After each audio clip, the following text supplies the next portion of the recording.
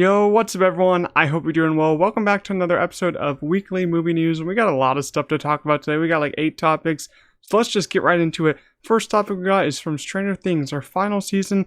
We have a quote, this emotional arc for him is what we feel is going to hopefully tie the whole series together, says Ross Duffer. This is, of course, they're talking about Will. They're saying that Will is going to be the whole entire, like, emotional, big character in the final season, of course, season 5.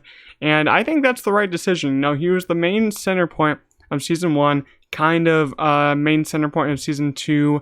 And, you know, I feel like last season they kind of disrespected him at a lot of points. Like, they made him seem really weak. So I'm hoping that he does get some redemption. He does do some cool things in this next season.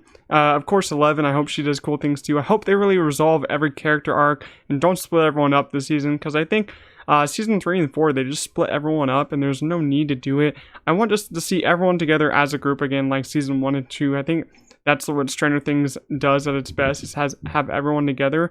And I hope everyone has an emotional arc just like Will. But, you know, I wonder what Will's character is going to do. I wonder if he's going to sacrifice himself in the end, or will everyone get out alive? We'll figure that out. Hopefully, season 5, it's a long ways down the pipeline, though. We got to wait a long time.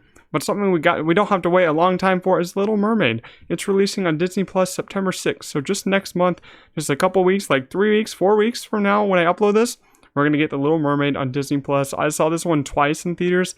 I thought it was a really fun time. Not Disney's best remake. I still think Aladdin's better. And I still think Beauty and the Beast is my favorite remake. But I thought The Little Mermaid was really well done. And I thought everyone put their best in this movie. Some of the effects looked off, in my opinion. I thought that's my only real gripe with it.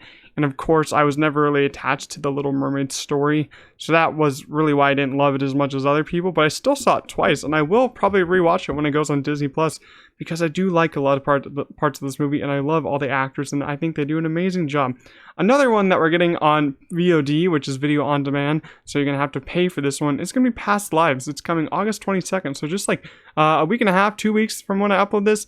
And I cannot wait to rewatch this. I'm going to rewatch this a lot when it comes out, because it's just one of those films that you really want to go back to, even though it's such a sad film, but it's directed so well. Celine Song directed it, her directorial debut. It's so great. I was just not prepared for when I entered the theater for how amazing this film was. It's my 3rd favorite of the year. If you guys haven't seen it, make sure to give it a watch on August 22nd. It's an amazing film. I think it's like a 9.5 out of 10, 9.6. It's great. It does get very emotional at the end, so just be prepared for that. But I cannot wait to rewatch that. I didn't get a chance to rewatch it in theaters, but I'm going to rewatch it soon when it comes out.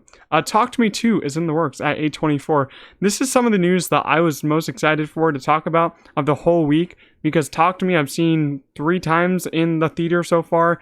It's like in my top 10 of the year. It's an amazing horror film, the best one of the year. If you haven't had a chance to go see it, I would go see it right now. It's simply great. All the actors are amazing. Our main directors here are YouTubers. You guys have probably heard that fact already, but it's so cool what they can do. It's not scary, like jump scary, but it is pretty graphic at sometimes, so just a warning for that. But I think it all works with the story. I love the ending also. The last shot is crazy, but I'm wondering, how can they top it? How can they make a Talk to Me 2? Where will the story go? I really wonder what they're going to do with this, but I'm very excited. We'll probably get it pretty soon, because they're fast directors. Sonic the Hedgehog 3 will actually begin filming scenes without the actors from September until the strike ends for the writers and actors to get a fair deal. So basically what Sonic the Hedgehog 3 is doing, they're going to film without the actors. They're just going to film with like the kind of like props of Sonic, Tails, and Knuckles, and just film those scenes, and they CGI them in later. So that's basically what they're going to do. Not film with any real life actors, just do the scenes with the Sonic, Tails, and Knuckles. And maybe Shadow, because Shadow is coming into this film from the Sonic the Hedgehog 2 post-credit scene. Spoiler! If you haven't seen Sonic 2, that's your fault, not mine. But we're going to see all 4 of them in this movie. Hopefully it's better than the second one. I thought the second one was just okay. Now we got some more interesting news here. A Marvel/DC parody series called The Franchise from Sam Mendes and Succession Veep writers greenlit at HBO. Supposedly, this is like a parody series with Himesh Patel and Aya Cash. They're going to star in behind-the-series comedy of a struggling superhero movie in a chaotic cinematic universe. You know, this kind of just explains where DC is at right now, and kind of Marvel at the same time. They're both struggling to do what they want to do right, and it's kind of funny, but I'm I'm absolutely excited for this because Sam Mendes is awesome. And we have a Succession writers behind this. I feel like it's going to be HBO's new hit series after Succession and Barry just ended. And our two main actors here, they're all fabulous. I love them both, especially Aya Cash from The Boys. She was awesome in that. But we only have a little bit of details on that, so we don't have too much on that, but I'm still pretty excited. The Emmys will now happen on January 15th. You know, these were supposed to happen this year, but they got delayed because the strikes are going on. So they're going to wait until all the way January 15th next year to host them. You know, I think this is a good idea to have the actors there, but I think it's just a bad idea because it's just way, way far off. You know, this is so far in the future.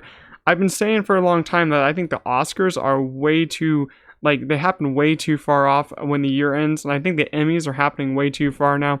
And then they're just going to have another Emmys later on next year when the next Emmys happen. So I think that they moved this a little too far. They could have just moved it to like the end of the year. I think that would have been fine. But whatever they want to do, I'll still probably watch them, even though I'm just not that excited for the Emmys ever. And we got some pretty funny news here today. Following the success of Barbie, Warner Bros. Is currently meeting with directors for the live-action Hot Wheels film. I don't know who asked for this film, and Warner Bros. Is just writing off the success of Barbie now. And I don't know if it's a great idea because Barbie was a great movie. It was told very well by Greta Gerwig and Noah Baumbach. And I don't know if you're going to have that same success for a Hot Wheels film because who's interested in a Hot Wheels film? Not me, I can say that. And if it's not made well, it's not going to make a lot of money. So I think that Warner Bros. Is going down the wrong path here. They're going to make too many Mattel films and it's just going to be way too much. I think they should just stick to Barbie right now, make some spin-offs of that, make a sequel. Everyone loved Barbie, I did especially, and I feel like a Hot Wheels film isn't what we need right now, but whatever Warner Bros. Wants, I guess. Now we got Wonder Woman 3 actually is not happening, despite Gal Gadot teasing it from James Gunn. You know, I'm still kind of confused on this front. Is it going to happen? Is it not going to happen? Right now, we're saying it's not, which I'm happy about because it wouldn't make sense to have Gal Gadot in the new DCU if we're going to reboot it. So just keep her out of it. Just make a new Wonder Woman with a new actress. That's all we need. Wonder Woman 3 is not needed. We do not need that movie. I just can't express it not enough. It's just not needed.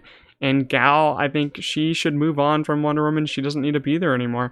Our last piece of news, though, is The Harder They Fall is in the works at Netflix. You know, this was a movie that I was actually pretty big on when it first came out. I actually like it a lot. I feel like all the actors in here are great. You have Idris Elba, Jonathan Majors, so many others in here, so many great ones. And I thought this was a really well done kind of story.